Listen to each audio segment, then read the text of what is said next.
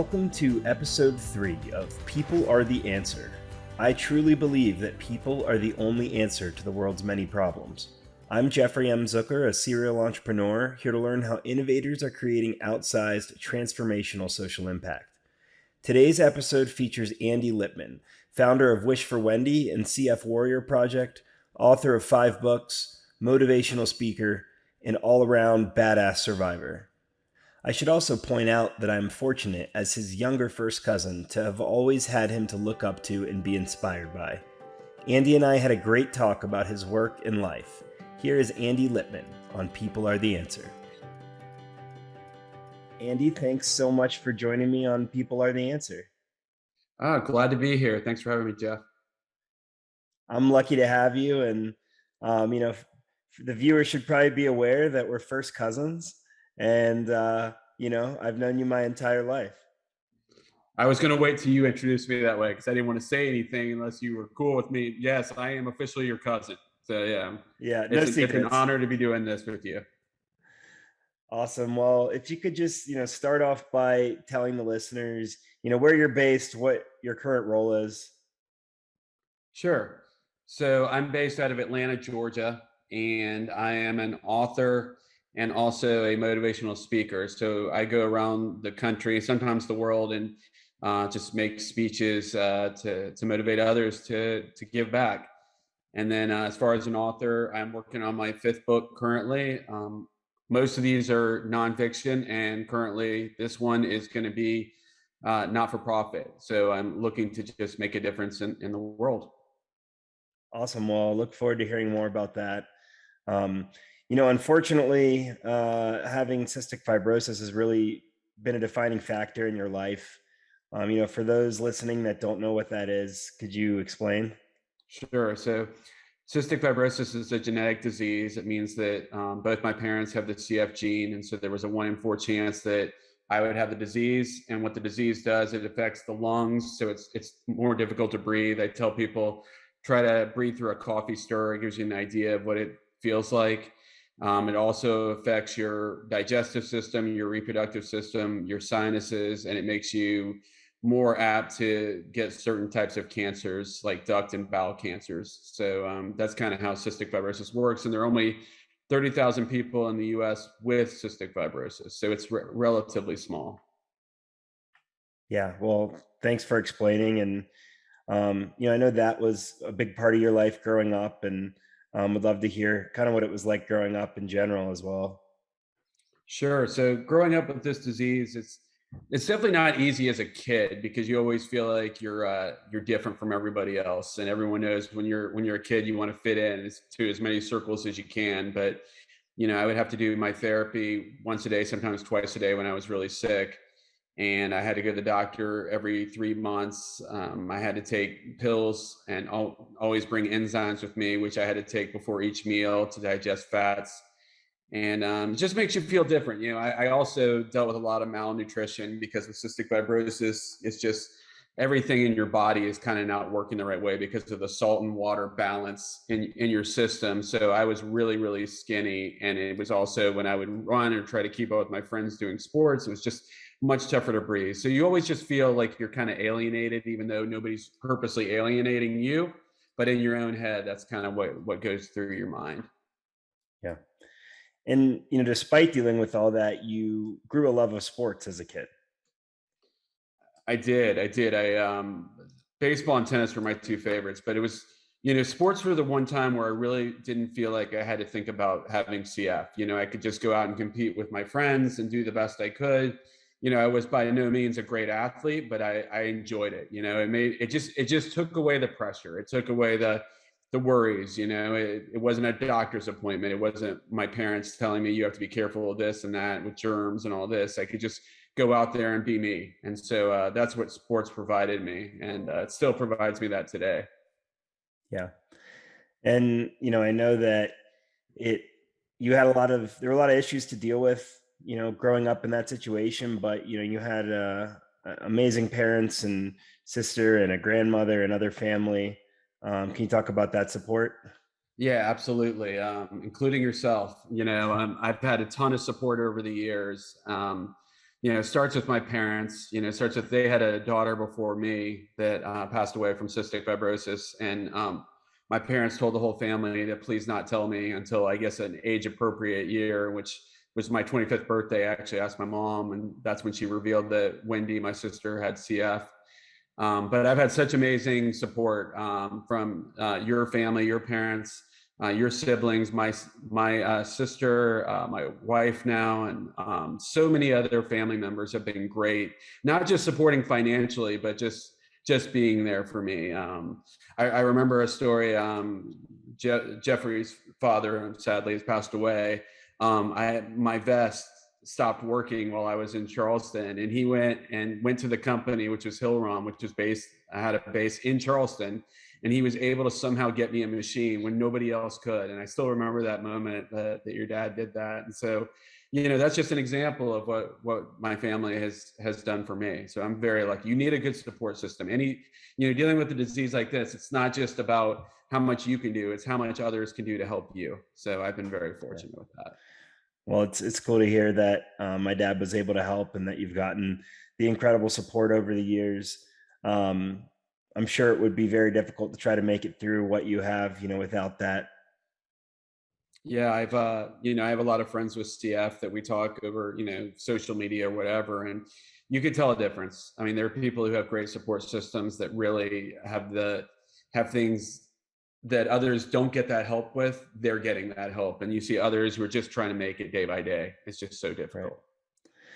Well, I know from my perspective as a kid, having you as an older cousin, I certainly was always excited to see you and looked up to you and thought you were the coolest. So, I couldn't see the struggles, but, I forget what grade I was in. I was in middle school when Alive at 25 came out, your first book.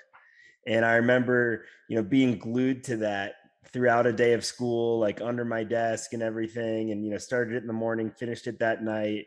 And it was inspiring. And also, you made yourself really vulnerable with it. So I'm curious, like, what drove you to write that? Well, it's funny, the fact that I wrote it. My dad asked me, he goes, "I didn't even know you could read." Yeah, so much less write a book. But yeah, so just like the title, that's right. Actually, it's right behind me. Alive at 25. The reason I wrote it was when I was about, I guess, 9 or 10 years old, somewhere around 9 or 10.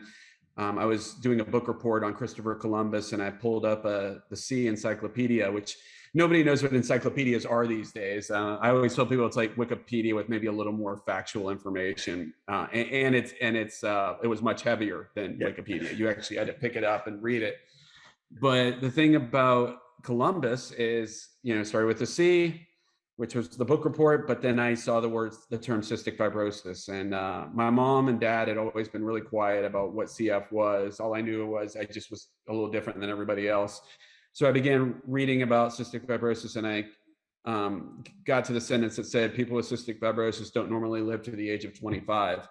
And when I read that, I was just stunned. I knew I had something that wasn't that great, but I had no idea that it would shorten my life.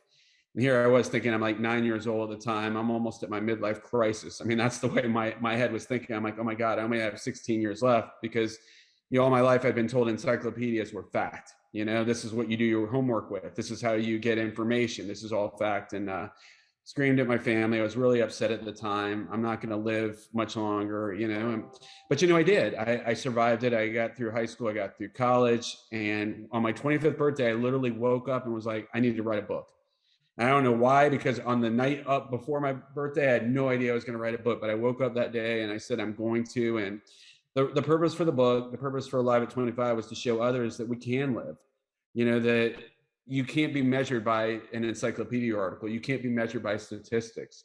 You have to just go out and do the best you can and live every day to its fullest. And that's what the book is about. And yeah, it's very, I always say my life is an open book, because it truly is. And that book was hard to write, but I knew it had the good meaning. I knew it was going to help people. And I've gotten so many letters over the years, not just from people with CF, but their parents, saying that book gave them hope, because I'd read books for so many years about CF that either the author passed away while writing it, or it was the parents that wrote it. It wasn't the actual patient. So really, it was just something I wanted to do for others.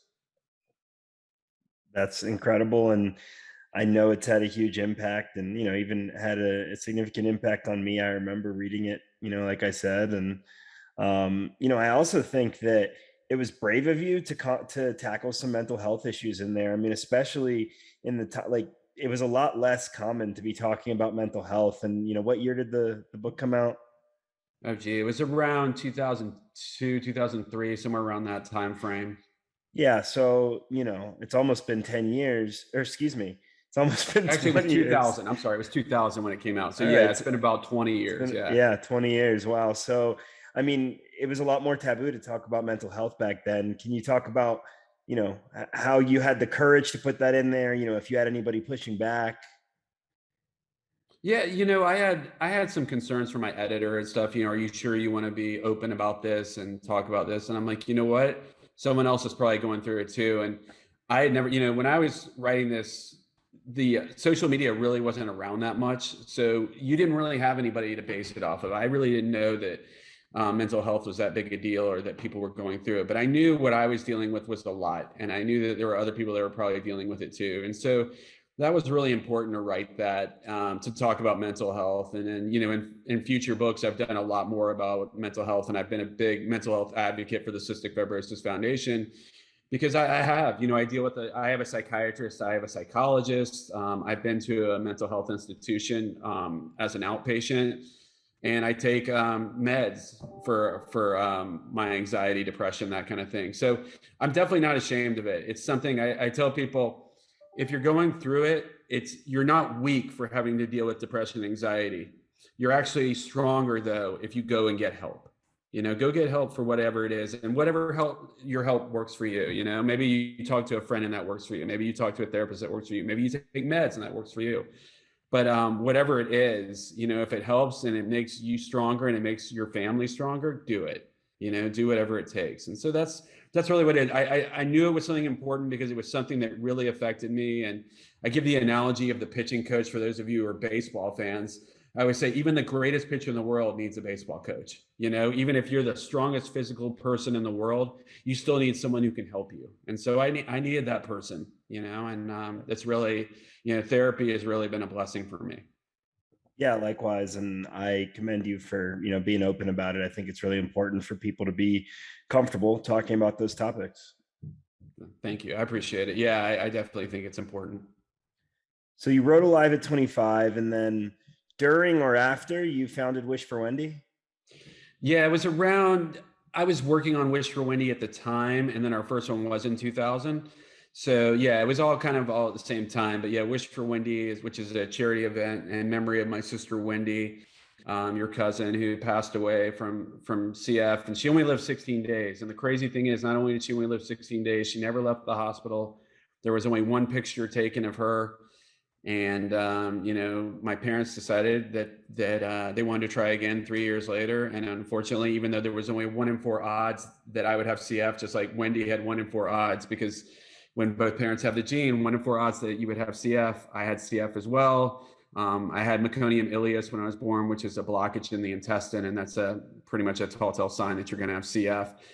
And so Wish for Wendy was something I wanted to do because I didn't learn about my sister's reason for her passing until I started writing Alive at 25. And I asked my mom, did she die from CF? Because I finally had the nerve to ask her. And she would tell me that she goes to the cemetery every year on her birthday and brings her a stuffed animal and flowers. And I was like, man, I got to do something. And so I went to the cemetery and I said, look, I'm not going to bring you a stuffed animal and flowers. That's already been done. But, I'm going to start something in your memory. And my friends wanted to take part. And then my family got involved, and your family, my family, all of us, we started doing it. And we did 20 of them, and we raised over $4.5 million for the Cystic Fibrosis Foundation. I still hope to do one again, but with the pandemic, I'm taking a break from the softball side just to make sure that everybody stays safe.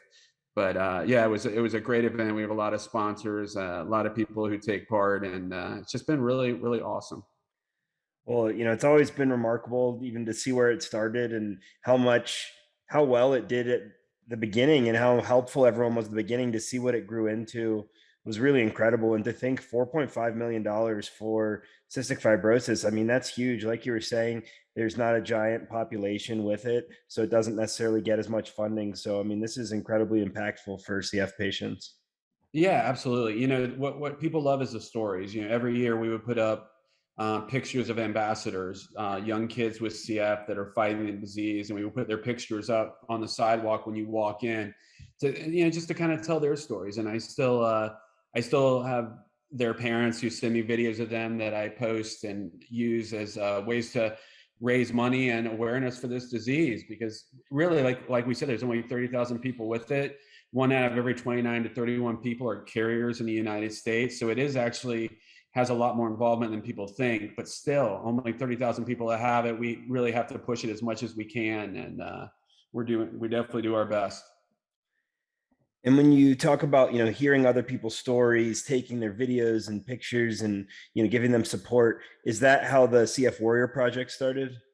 Yeah. So I had started posting videos and pictures on my Facebook and telling their stories. And it was always right before Wish for Wendy. And my wife, Andrea, had noticed it and said, you're getting like tons of shares and likes. And I would get hundreds and hundreds. And she's like, you need to write a book. She's like, you've written a lot of books, about your fight, but you could write books about other people's journeys. And so I started, kind of having a little fun with it, writing a few stories. And I was like, I would send it to a few people and say, what do you think of these? And I'm like, wow, that's really cool. That's interesting. I never knew that this and that. So what was interesting, like a lot of people didn't know that African Americans can have cystic fibrosis. It's a lot smaller of a population, but it is true that they can. Asians can have cystic fibrosis. Some people are diagnosed later, with CF. Some people have different types of CF. Like, for me, it's my lungs and digestive system. Some people, they don't have to deal with the digestive part. It's just in the lungs. And some people, it's the opposite. Some people have had lung transplants. Some people haven't. And it's just, every case is different. So it was really cool writing it the first time. And we got so much really love for it that I decided to do another one to tell, another 65 or so stories of people with the disease. Or actually this time, not just with the disease, we're also doing it for people who've had a big role in doing things for the Cystic Fibrosis Foundation or the CF community. That's great to highlight those people that are providing support. And, I look forward to the next iteration. And, so it sounds like, with Alive at 25, writing really came into play, books came into play. And so where did you go next?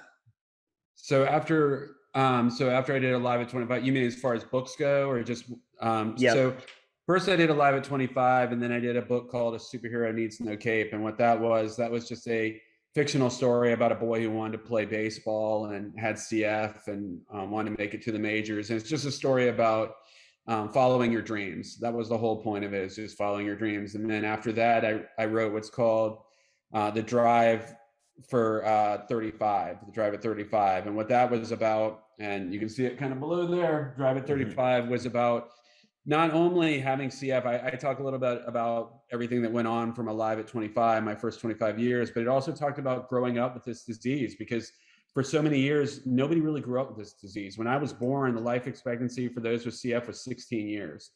So there weren't a lot of adults with cystic fibrosis. So I talked about transitioning from going to a children's clinic to an adult clinic, which didn't happen until my late 20s, which is hard to believe, but they just didn't have a lot of adult clinics because there weren't a lot of people living into adulthood. I talk about getting married and trying to have children and going through in vitro fertilization in order to have children, and the toughness of going through IVF, having failed attempts, having successful attempts finally. And, that was the basics. As I was just telling it as what it's like to be a grown-up, but a grown-up who wasn't supposed to be a grown-up, if that makes sense. I mean, all my dreams came true because the fact is I lived past the age of 25. I had a family and was able to write books and fundraise and all that. Right. Well, I mean, it's incredible. Obviously, I know your awesome children that are now teenagers. Yeah. It's really incredible and amazing that you're able to get where you are. And, I think in your story, you're not highlighting enough how much work you really put in to get where you are and to stay healthy. Can you go into that a little bit? Sure. So, I don't as much because I try to, I try to tell other people's stories. But as far as my story goes, every day I wake up between 5 and 6 a.m. and do my therapy. I used to have a 9 to 5 job, but fortunately enough, we were able to sell it. My father ran the business and we were able to sell it. And so now I do it, just the motivational speaking and being an author. But I still wake up between 5 and 6 every day, do an hour's worth of therapy. I put on a vest, it vibrates and it loosens the mucus in my lungs. And I spit out, every 10 minutes or so. But I do that for an hour in the morning, an hour at night. I take about 40 to 50 pills. Most of those are enzymes to help me digest the fats in the foods. I take about 4 per meal, but I also take something called Trikafta, which is the newest CFTR modulator, which is like changes kind of what's going on in your system, where the salt and water content is a little bit different. It's almost like you're normal, but you're not 100% normal, but I'm a lot better. I don't cough as much. If we had done this interview 3 years ago, I'd be coughing during this interview quite a bit. But now, like I can run, ride my bike, I can work out, and I'm rarely coughing. But so I do my therapy for an hour, clean all my meds, do all that, often take one of my kids to school. And then I come home, I work out, I go running, or right now I'm dealing with tendonitis, so I go biking. But I do all that. And then during the day, I have 4 or 5 meals. I have to take meds with all those. I do an inhaler twice a day.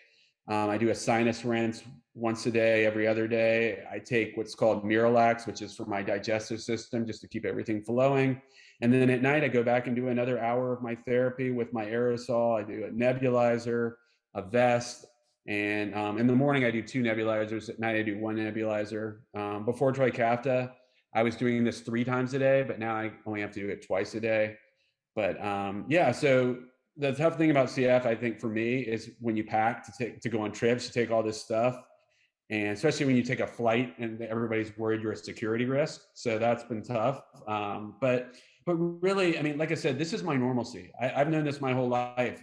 While it isn't normal, it's normal for me. I don't know anything different. If you told me I didn't have to do any of this stuff tomorrow, I'd probably be like, what? Yeah, I don't know what to do. If you've ever seen the movie Castaway, when he gets off the island and he's back on the plane, and he's by himself, and all of a sudden he sees these crab legs and he wants to just eat it like that. I mean, that's his normalcy. Like he doesn't remember what it's like to be normal. And so I don't either. This is just who I am. And so that's kind of what my routine is every day. Well, it's incredible, and to people whose normalcy it's not, then it's hard to imagine staying up with that regimen all the time. But you don't have an option, and but that said, it's remarkable. I appreciate it. Yeah, I don't have an option. In college, I thought I did have an option. I was like sick of being different. And so I stopped doing my treatments and meds and all this and got really sick because of it. And I realized that if I wanted to live longer, if I wanted to make a difference in the world, then I was going to have to start by looking in the mirror and taking care of myself. And so, ever since college, I've never missed a day of doing my treatments, which is kind of, the more I think about it, it's crazy. It's been some odd, almost 25 years, and I've kept doing my treatments and meds, or, actually 35 years. My God, I'm old. No, wait. Yeah. Almost about 30 years I've been doing my meds and treatments every day, because I know, I mean, if I don't, I don't have a future. And now, especially with a wife and 2 children, I owe it to them to do the best I can for me to stay here and to be strong for them.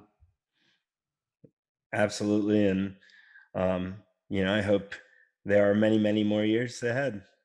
I appreciate that. I do too. And I look forward to seeing your family grow. And I love seeing the pictures. My God, I've become that parent, that has to see everybody's baby pictures and all this. And so I look at yours, I look at your brother and sisters. I mean, I look at everybody's, I'm just so proud of the family that we have. And, I don't know if Jeffrey mentioned in this one, but, being that our grandparents survived the Holocaust and all that, and the fact that they're now with 7 grandchildren or whatever, and 7 or 8 now, I think, great grandchildren. I mean, it's just amazing how far we've come, and I'm just honored.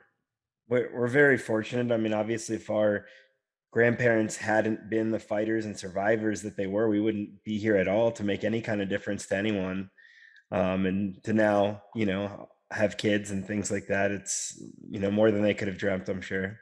Absolutely. I always say I owe them I owe them that, for what they did to get through this and everything else. I will never forget. As they always say, don't never forget. I never will forget, and I will continue to advocate for them as well, not just about CF, but in other avenues.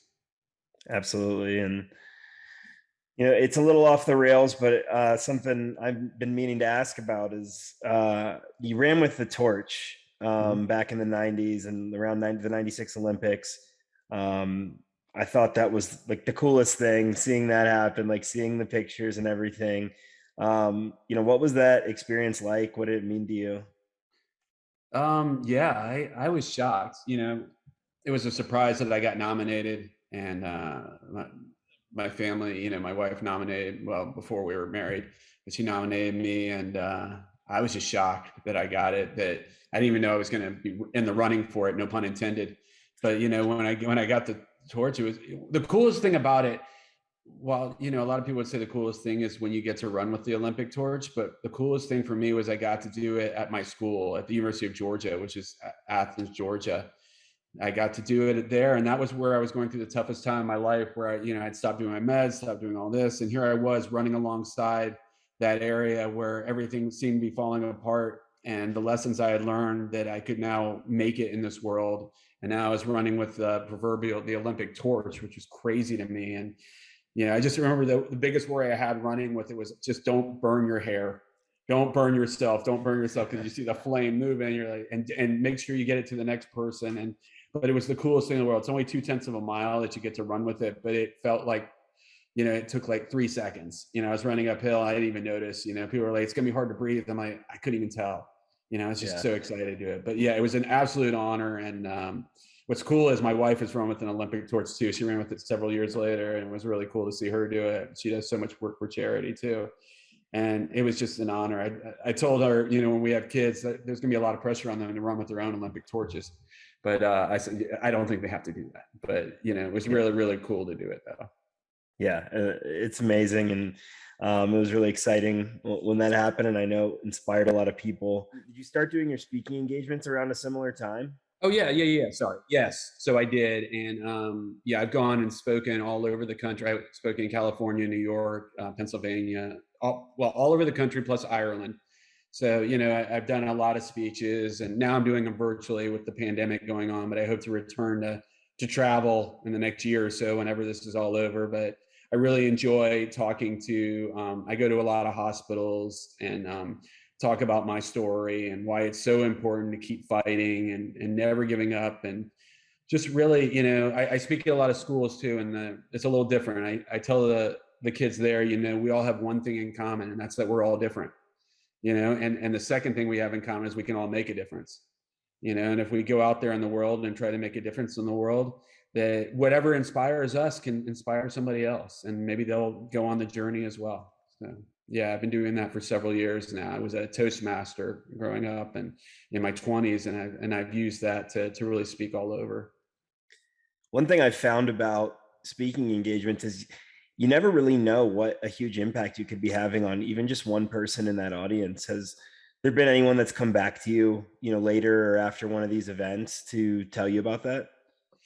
You'd be amazed. I've probably gotten, I mean, not to be arrogant, definitely, but I've gotten hundreds of letters. I actually have a ring from a gentleman who gave me his ring. It was like something he got from a person that meant a lot to him, and he said, "I want you to have it." I'm like, "No, you keep it. I don't." He goes, "No, listen, you just made a difference in my world, today." And he gave me the ring. I still have it in my desk.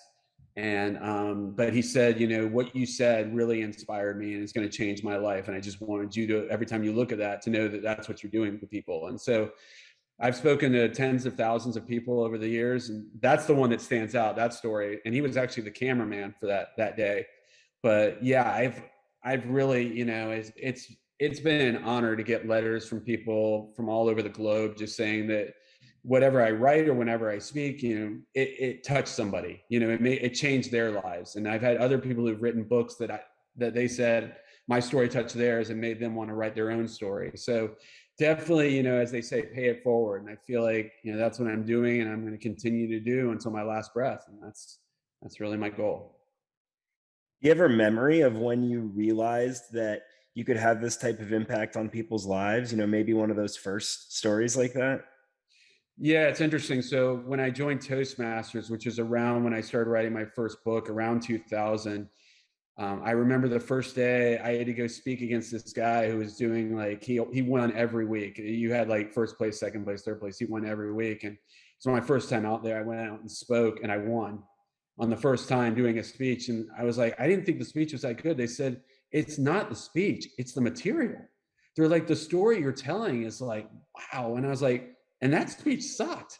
I was like, what could I do if I actually got good at this? And really went out and spoke to people and made a difference. And so I did Toastmasters for several years, but I just remember that first time. And I'm like, if I can make a difference with no experience, what could I do, if I really worked at this? And so being a speaker really was something I worked really hard on, and started going and speaking everywhere. And yeah, that was when I knew it would mean something. And I would say the second time I knew it would mean something is when I wrote Alive at 25, and like within a week I was getting hundreds of letters from people just saying, wow, this book changed my life. And I was like, wow, I never thought that. I just thought it was almost therapeutic for me to put it out there. And I thought, hey, if it touches one or two people, that'd be great. But it touched a lot of people. So it was one of those things that I was really proud of that. As you should be. I mean, that's such an incredible feeling. And, um, you're obviously an incredible motivational speaker.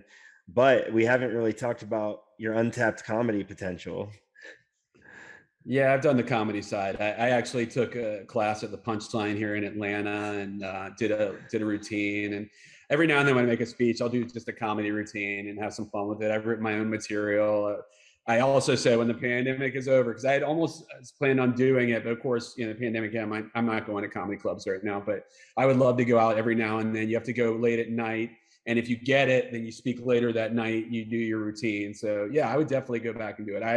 I enjoy making people laugh. And the reason for that is, I mean, you love seeing people laugh, but having a disease like cystic fibrosis, the only thing sometimes that would cheer me up besides playing sports was making other people laugh and taking the seriousness out of the room. Even if it was talking about my own disease, making a joke about it, it really changed the room. It took the elephant out of the room. It really did. And I just enjoy making people smile and making people laugh. And I think I don't want to say it's a talent. I mean, you definitely have to be somewhat good at it, but you have to really love it, and I love Yeah. making people just really not worry about their, what's going on in their lives. And sometimes I just like to put a positive spin on things. Yeah. I mean, I've always appreciated that about you. And uh, at family events, you're certainly getting people to crack up, especially when you have the microphone. Yeah, it's dangerous. It's dangerous. I always, my sister, she was like, "Hey, are you okay making a speech?" I'm like, "Are you okay with me making a speech?" You're gonna, yeah. She's like, "Okay." So yeah, So I then, love doing it. Honestly, I love to hear people laugh, because I know it takes away whenever we're going through tough times in our lives. We've all been there. That sometimes you gotta laugh, even in the worst times. Sometimes you just have to laugh, because that's what keeps you going. That's what keeps you sane. well, I look forward to your Netflix special eventually. Thank you. I look forward to that as well. I think many people would if I could get one. Yeah, that would be Right.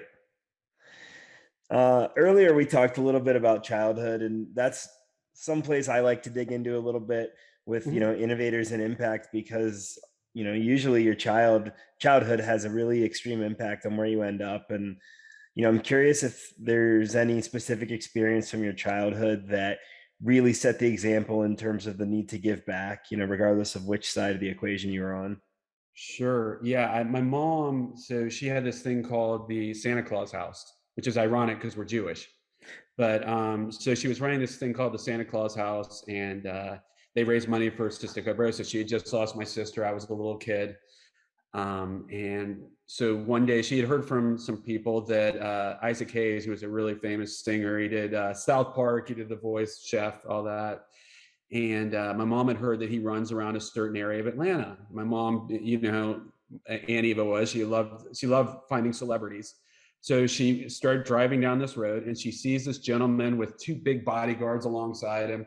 And what does my mom do? She parks her car, like she parks right where they are, and she goes, "Excuse me, Mr. Hayes, Mr. Hayes." And she starts asking him, she's like, "I'm doing this event for the Cystic Fibrosis Foundation. Would really love your help if you would like to come or donate anything." And he's like, "I'll see what I can do."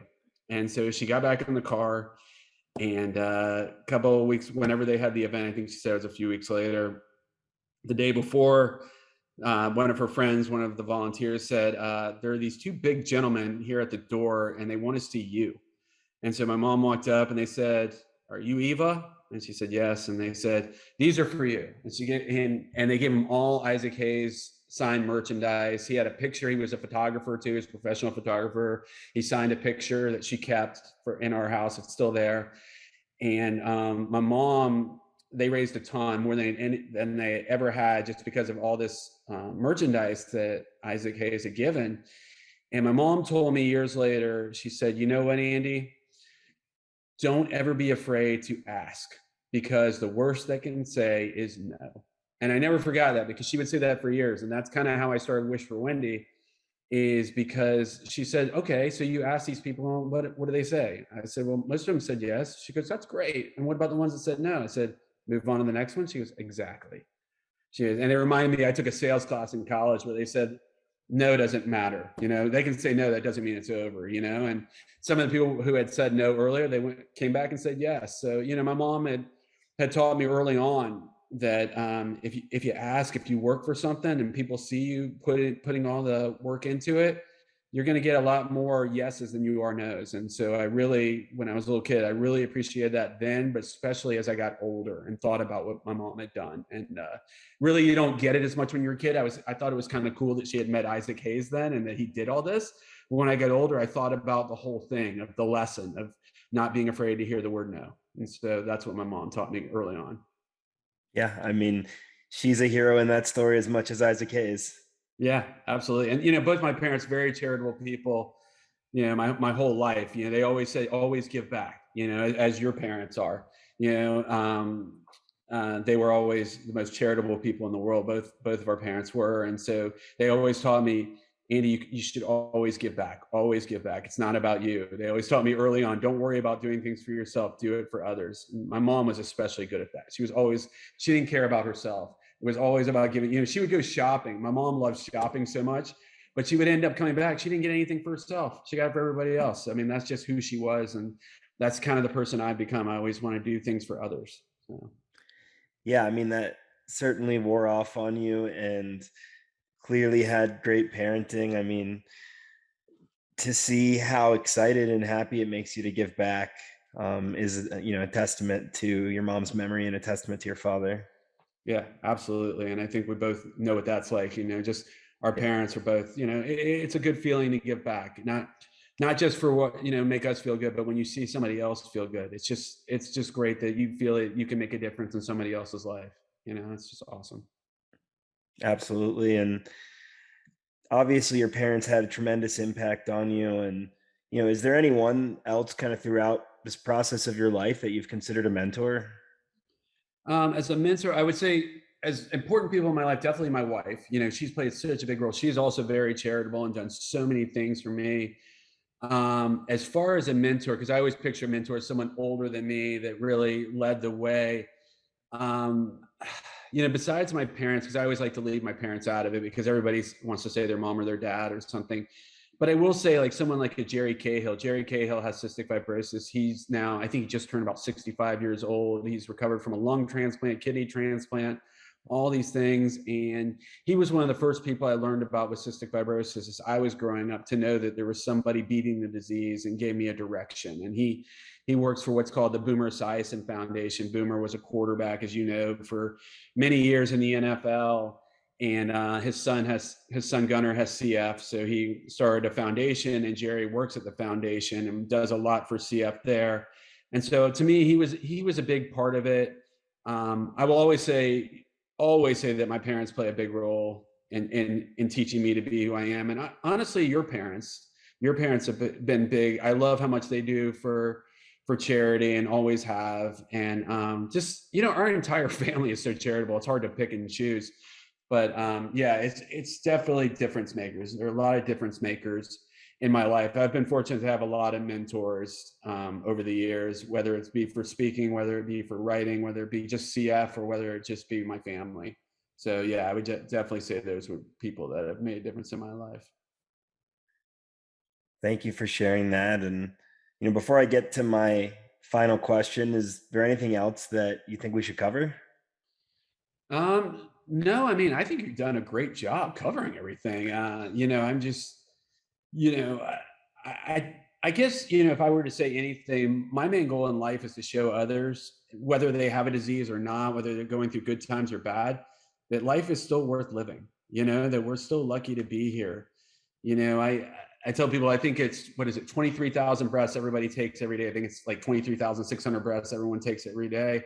And we take so many of those for granted. But, we should, we're fortunate. We're fortunate to be here, to be above the ground, to be living, because there are so many people that we know in our lives that are no longer doing that, especially with everything going on with the pandemic and all that. And I guess one of the questions sometimes I get, when I do these types of things or I make speeches is, how am I dealing with the pandemic? And I guess I would say, like everybody else, I'm frustrated. I'm tired. I want everything to be back to normal. For me personally, I have to, I know we're told to wear masks, but I really have to wear a mask and have to do the vaccine, have to get a booster, which is coming up for me, and all that. But I just tell people, with the pandemic, it's kind of like life. It's never going to be easy, but it's still better than the alternative. It's still good to be here. It's still good to be alive, and still easy. It's a lot easier to find a silver lining than it is to find the really negative in the world, in life. So, I just tell people, keep going, keep going and keep inspiring others, keep making a difference. And the more we pay it forward, the quicker this world is going to get better. So Yeah, I guess that's what I would add. I agree. The pandemic certainly highlights that we're not in control of what life throws at us, Mm-mm. but we should want to keep living it, and that requires just getting through things like that. Absolutely. So, I have a question that I've been asking all my guests. Okay. If you could snap your fingers and fix one thing in the world, what would it be, and how do you think that change would reverberate? That's a great, great question. So I thought, I'm going to think about this. All right, I got one. So I guess I wish, and this is one of those. Since you said snap your fingers, it could happen. I wish we could all come together. I wish we could be united again. I wish we didn't worry so much about politics. I wish we didn't worry so much about, like with social media, who has money, who doesn't, who has this, who has that. I wish we could just all be one, and just, we got a pandemic going on. Why can't we just all work together to get out of it? Why do we have to complain? Why do we blame others? Why can't we just all love each other and make a difference in the world? It seems so simple in theory, but it's not. And that's unfortunate. We can only control ourselves, and maybe, help, support our families and stuff, but we can't control what's going on in the world. And that's what's so difficult and frustrating. But if I could snap my fingers, we could get out of this pandemic. We could all work together for a few weeks, get out of the pandemic and return to life, and everybody, just gets along. I always think of Anne Frank as one of my favorite, reading about her and some of her quotes about that. Everybody is, she always thought, even going through the worst in the world, everybody's still good inside, which is crazy to me to think about. But, she's going through all this and she could still see that. And I do believe everybody has good in them. But the problem is, I feel like this pandemic has brought out the worst in so many people, and it's just a shame. And so I guess for me personally, I just wish we could all get along and make this world work, because we only get one go around. There's no dress rehearsals in life. This is it. So let's make the most of it. And let's, if we all work together, we can get there. And so I guess that's what I would do. Yeah, I agree with that. I mean, the divisiveness is certainly a huge problem for us right now, and we have a lot more similarities than we have differences. It's just Mm-hmm. not getting focused on enough. Absolutely. Absolutely. So, how can people listening support you and your impact? Yeah. So if you go, I'm on all forms of social media: TikTok, Facebook, Instagram. CF Warrior Project. That's where you'll find it everywhere.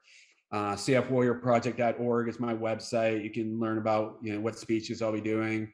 Although, as we said, right now they're mostly virtual. But yeah, I mean that's where I do a lot of my advocacy work, is through social media and trying to make a difference, for CF and any other small causes maybe that I find. And that's, I guess that would be the gist. So CF Warrior Project. Anywhere you Google that, you'll find me. Great. Well, Andy, thanks so much for joining today, and thanks for always being an inspiration in my life and the lives of many others. Jeffrey, I appreciate it. And you're an inspiration to me too, by the way. I know people always say, oh, don't return. Nah, I mean it. I mean, you're an inspiration. Your family is an inspiration. I love you guys, and I was honored to be on here. And if you ever want me again, if you ever do, I am here for you. I would love to do it. And one day I'll have a podcast. You're gonna be my guest. So Awesome. Much appreciated. Awesome. I'm looking forward to it, and look forward to talking again soon. Sounds good. Thanks, Jeffrey. Thanks for listening to this episode of People Are the Answer. To find out more, go to peoplearetheanswer.com.